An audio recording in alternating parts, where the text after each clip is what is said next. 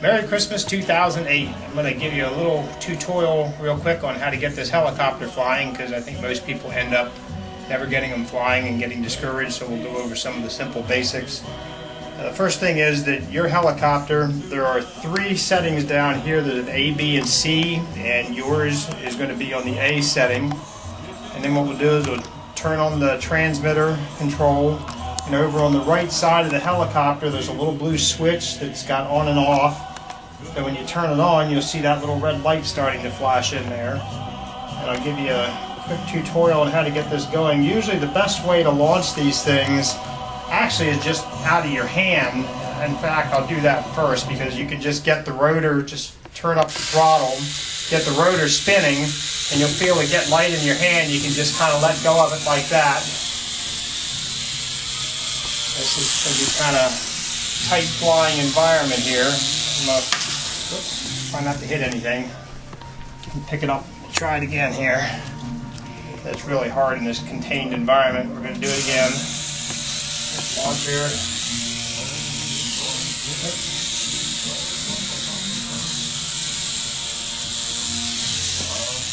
And the best way to control these things is to use small changes in control each time. And I kind of get to the habit of just bumping the left and right control stick to get the controls, rather than doing too much movement all at one time. It's just going to take a while playing around with it and getting it set up right, but don't get discouraged. And if it can stand to just drop on the floor, and it probably won't hurt anything. But let me just give you a real quick check if things all of a sudden start to not work right. This little counterbalance control up here on the rotors, it has 2 little connecting rods, one on each side, that goes from the upper rotor to the lower rotor, and they can pop off. It's designed to do that in case it breaks. So if you ever see one of these little connecting rods off, just pop it back on and you should be okay. And then there's some pretty good instructions with it as far as trimming it for flight, but I've already tested this one first just to make sure. That's why I did it, not just so I could play with it, but that was part of the reason.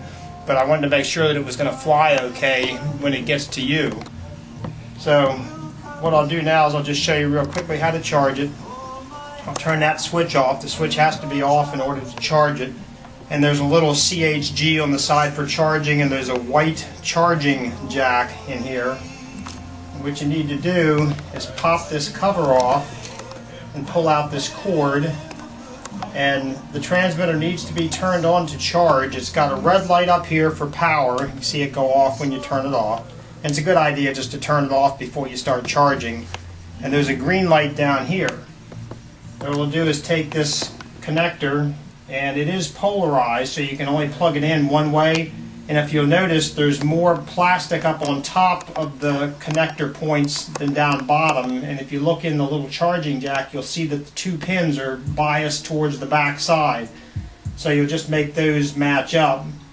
Gently plug that in, and then you'll turn the switch on, and you'll see that green charge light turn on.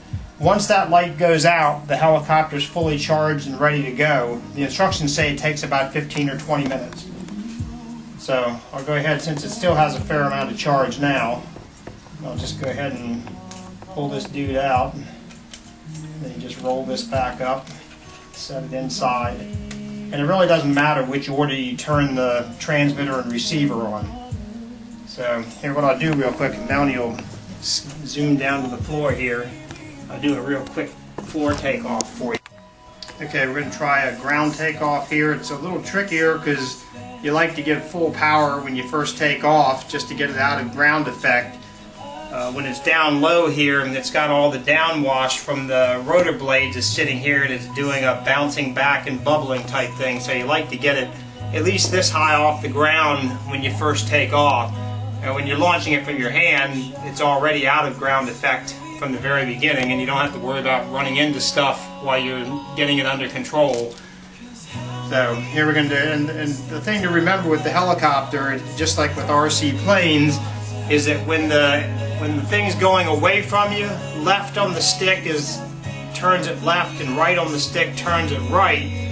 but when it's coming towards you, the controls are reversed, so that when you push left stick, the helicopter's going to turn right. When you push right stick, the helicopter's going to turn left. So a good thing to do, and a lot of people, especially for flying helicopters, is just keep it all the way, keep it out to one side of you, and then just try to make sure you're always facing in the direction of the nose of the helicopter to begin with, even if it means having to look over your shoulder instead of having it flying at you. I've done this for so many years, it's natural to me, but most people have problems with that when they first start out. So let's try take off from the ground.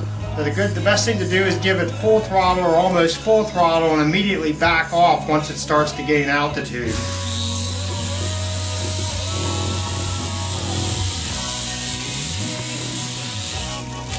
Oops. Tipped over, no big deal. So we'll do it again just to demonstrate. Get it up in the air. Immediately get it up in the air. Landing gear is not very wide, so it has a hard time landing in an upright position. Oops. Try not to hit your lamp.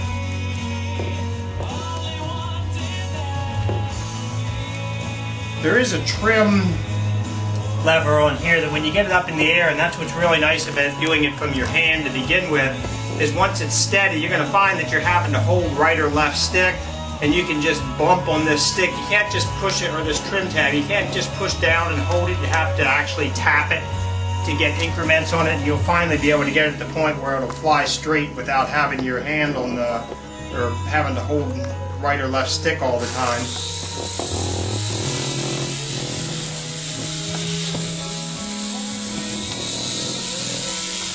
I have a hard time without my glasses. I can't see diddly do.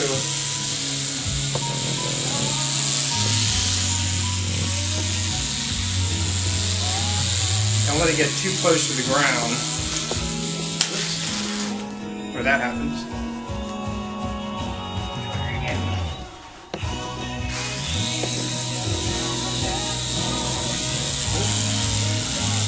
And when it starts to lose altitude, it'll start losing altitude fast.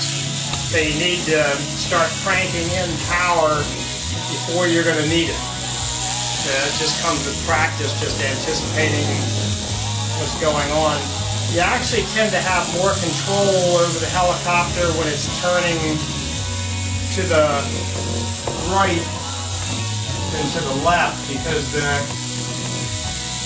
the way the rotor turns, it wants to go left, so it makes it easier. Darn, just can't get it to land on the skids. Okay, that's all. Bye. Merry Christmas.